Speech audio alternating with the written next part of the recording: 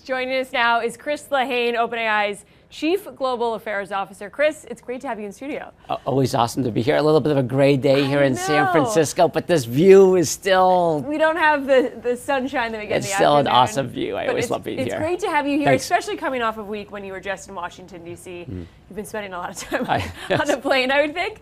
But this morning, OpenAI submitted this proposal to the U.S. government for the AI action plan. What is the big ask here from OpenAI, and how does this differ from the blueprint that you guys laid out a couple months ago? Yeah, great question. Little context here, which is, the president has directed, agencies or entities within the White House to develop a coherent, holistic, overarching AI strategy for the United States that's due, I think, early June.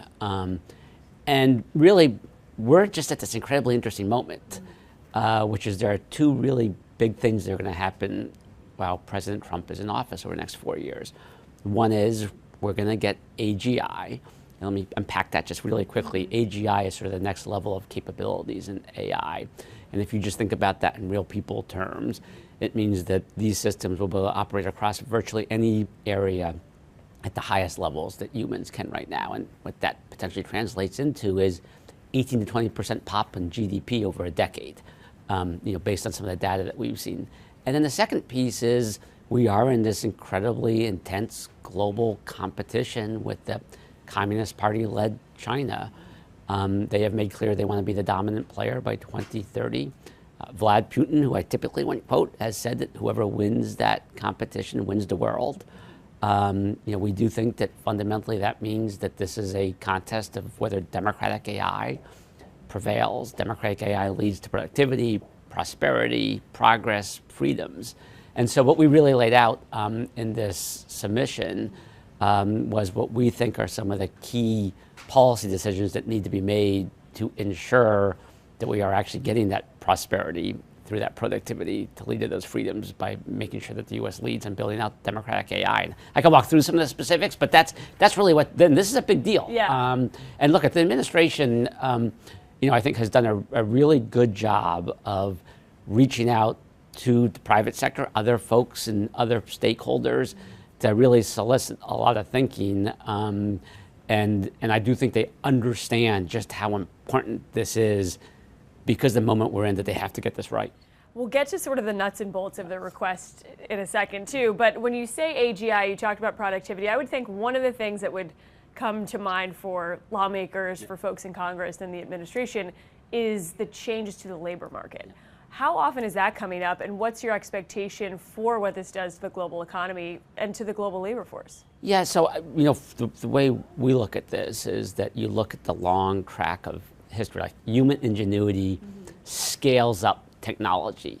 That historically has then actually created more prosperity, more growth, more opportunities, more progress. And we do believe that we are building tools to help humans, people, solve really hard problems. And what we're seeing already, like where you actually see these productivity gains really beginning to hit and really making a difference is you see this in health, you see it in science, and you see it in education. A teacher being able to save multiple hours a week from doing administrative work, who can then spend their time with the students. Different AI to support different students. A teacher has 25, 30 kids in the classroom. There's a spectrum of where those kids may be on the education curve, and the AI can sort of be targeted to each one of those individual kids, and the teacher is able to do more. All right, that job actually gets enhanced. I mean, look, I could think about the future, and do you see a world where teachers are able to use this? You actually can do a better job with teaching. Teachers even get paid more as a result. But your question really gets at the key here, which is, this is the moment that we really need to start to think about these policies to make sure that we do get this right. This is if used the right way, a democratizing tool. It unleashes the ability to think, to learn, to create, to produce, and ultimately that needs to translate to the benefit of people. And it also comes at this time when global immigration policies are changing. We're in the middle of this tariff war and trade war that's kicking off. There's so much onshoring that's talked about for manufacturing. Did that come up in conversations, and maybe the ability for AI to sort of offset a different type of workforce, and what the administration is trying to accomplish on that front? Yeah, it's a great question. I think what we heard a lot is, okay, we understand that AI is going to drive significant productivity. This is a huge opportunity. How do we make sure that we are seizing and taking advantage of that opportunity? And a lot of it was an interesting sort of compare and contrast to how the EU has sort of looked at things. And one of the specific pieces that kept coming up that I think really relates to your question, is a concern that you see a number of states looking at bills and legislation that would sort of be modeled on an EU approach, which is very, very heavy on the regulation, that would put limitations on the pace of innovation effectively. And in the EU, you've seen 1/3 of all the EU unicorns actually relocate to the US because of the EU, right? You had the Draghi report, which came out in the second part of 2024, which talked about the innovation gap because of the overregulation. And so I think you have an administration here, and really this, by the way, is not just Republican and Democrats. I've heard this from both. Like the key to the U.S. winning in the competition or prevailing in the key to democratic AI prevailing is to make sure that we're unleashing the talent and innovators and builders and developers here to be able to do what they can do. That is our competitive advantage in thinking about it in that way. And that's part of the proposal, is trying to make this happen faster. Describe sort of what you suggested to the administration. Yeah, I'll do the top lines here, and there was a lot packed into this. So I'll try we won't go through the whole. I don't want to have to make you eat all the spinach right here. But there are really three that I think that I'd point you to. The first is there are these hodgepodge of laws coming from the states. We do need a national strategy. In the same way you have a national security defense strategy. In the same way you should have a national economic competitiveness strategy. And so one of the things that we do suggest is that we should look at making sure that we do have a national strategy and that we're doing things that would preempt the hodgepodge of state rules from actually undermining our economic competitiveness. Right now there is something called the U.S. Artificial Intelligence Safety Institute. And we propose that maybe what we should do is evolve that into something that is more focused on national security, economic competitiveness. Companies big and small could work with this, give information to the government. Government gets to see what the capabilities are, how we compare to other parts of the world and our competitors, how the government may want to access and use this. And in return for cooperating, this would be voluntary, you would be preempted from a bunch of these state laws. And so that would allow the U.S. to really implement a national strategy. The second piece is having an export approach, and you'll be familiar with these terms. How we think about export from a TAM and SAM perspective, like a total available market and a serviceable available market. But think about this from like a democratic AI perspective. Countries around the world know that AI is nation building. They all know, they all need it. They are having to choose between two countries who can build this at scale, the US and China. Most of these countries would prefer to build on US rails. How do we have an export strategy, a commercial diplomacy strategy that uses our current lead as an incentive to bring countries into the sort of US circle? Think about the US dollar, 1944, Bretton Woods, right? This idea of actually creating US rails. Can we do that in AI? And then the third piece is the idea of data. You and I have talked a lot about how infrastructure is destiny. Infrastructure is the actual ability to create the raw computing power that you need that powers AI. And that's composed of chips, data, energy, talent.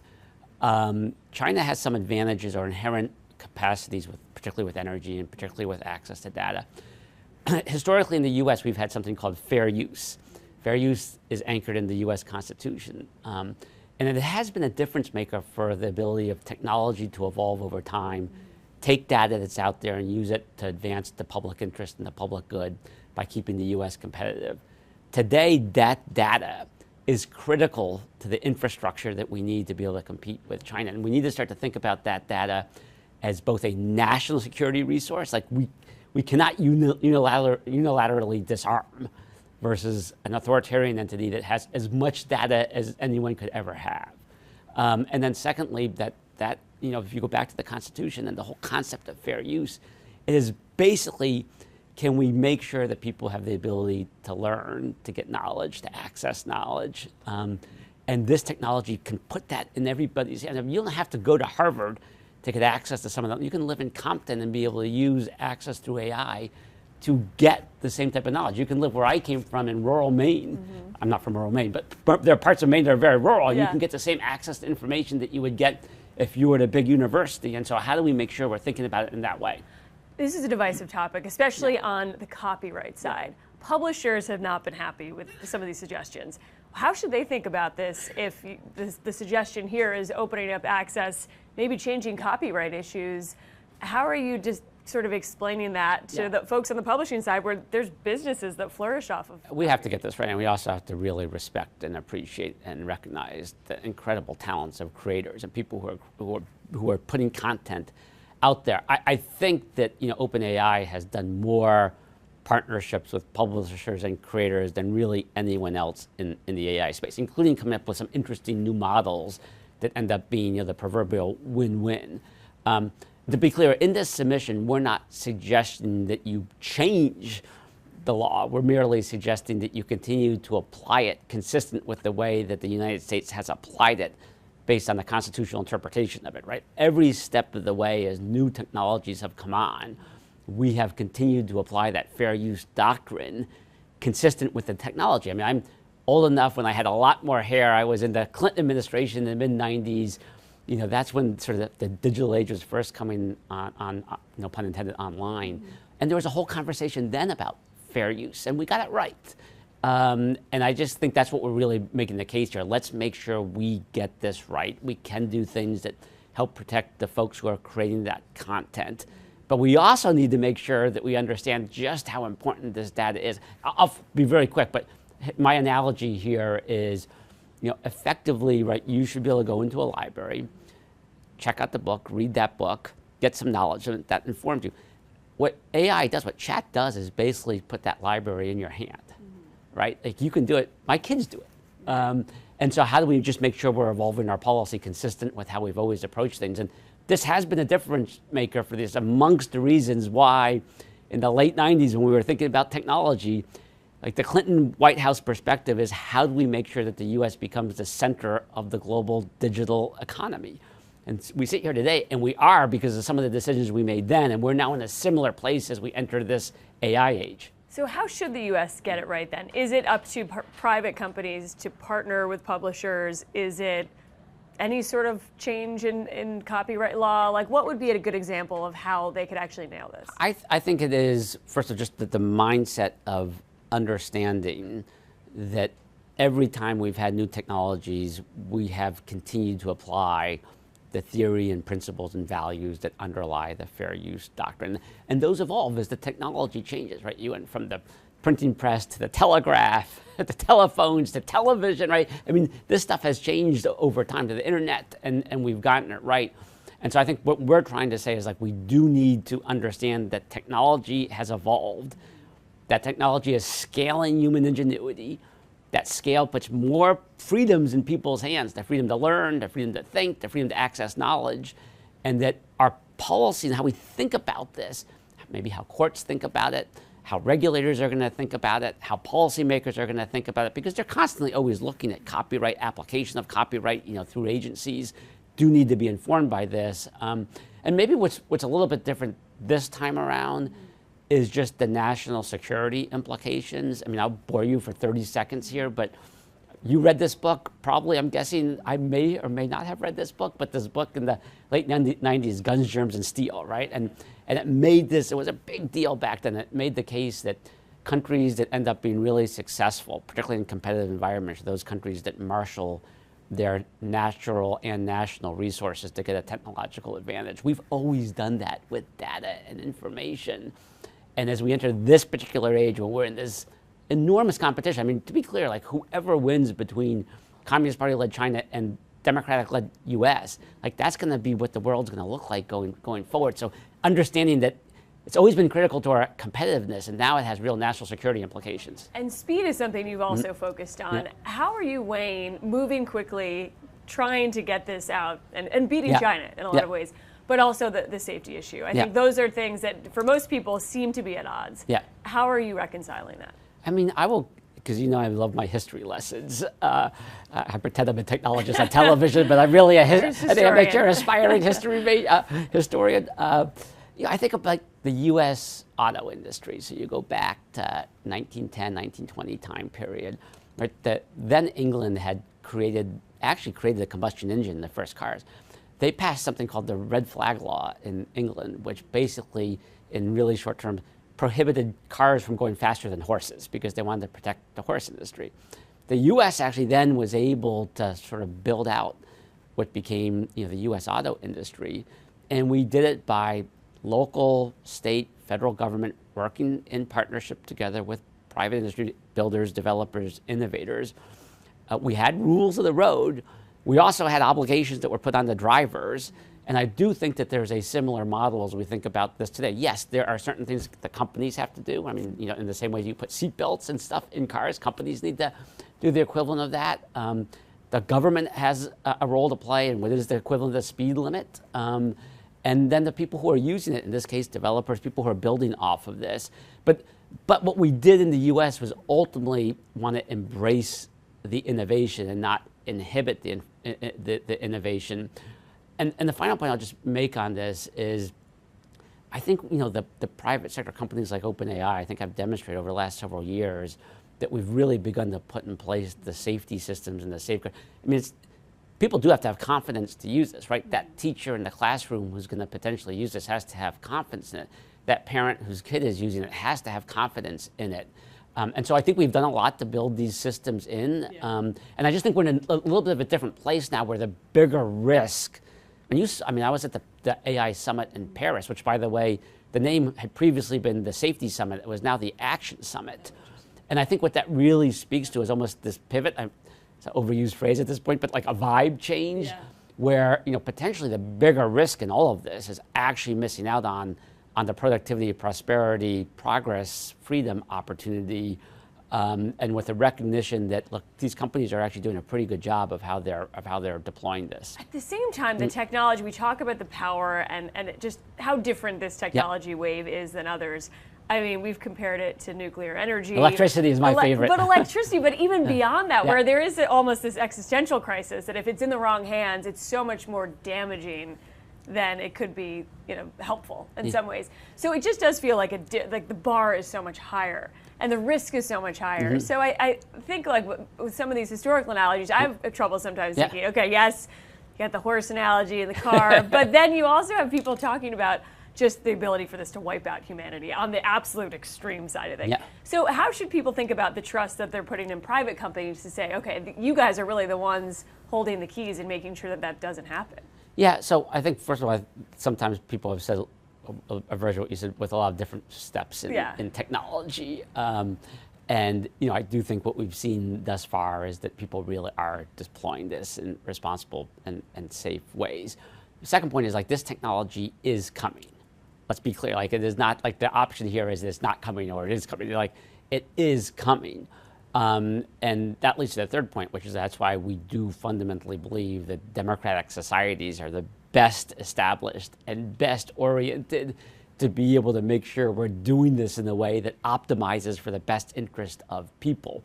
And that's ultimately sort of your question actually gets to the core of the introductory language and the submission that we made. I mean, we're making the case and the argument that really what is at stake here is like human freedoms. And that's because there is this competition. I mean, I think it's pretty, you don't need to be Nostradamus to figure out what an authoritarian state would do with this technology versus a democratic state where through the democratic processes we do make decisions. What we're suggesting specifically in here is that you actually create an entity where we can take our capabilities to the government. Government gets to see that. Government can then express itself in terms of what we should do, how we should think about it. But we're doing that in partnership, right? We're not slowing down the pace, but we're giving the government the ability through the democratic process to be able to weigh in. It's fascinating to get your take on that and kind of the behind the scenes view. You were in DC at a time when it's quite busy there. Yes. Trade wars kicking off. Some of the folks that you're meeting with are also juggling, tariffs and all that. Do they seem to have time for this? Do they seem to be making it a priority? What was your experience? Yeah, they are. I mean, I would say, this is, right at the top of the list because I do think, first of all, there's a sophisticated crowd. I mean, the people who have come in to, this administration, a lot of people are coming out of with a bit of a private sector, many with actually a pretty deep tech background.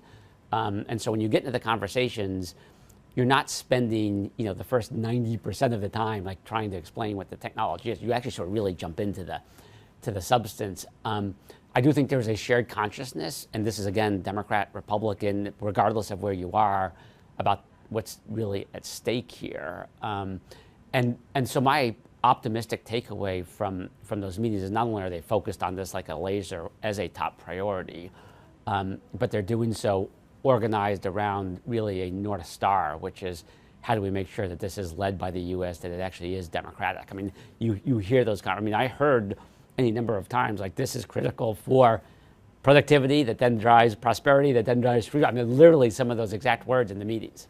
Is it bipartisan? Yeah, I mean, I've spent time, obviously administration Republican and spent time there.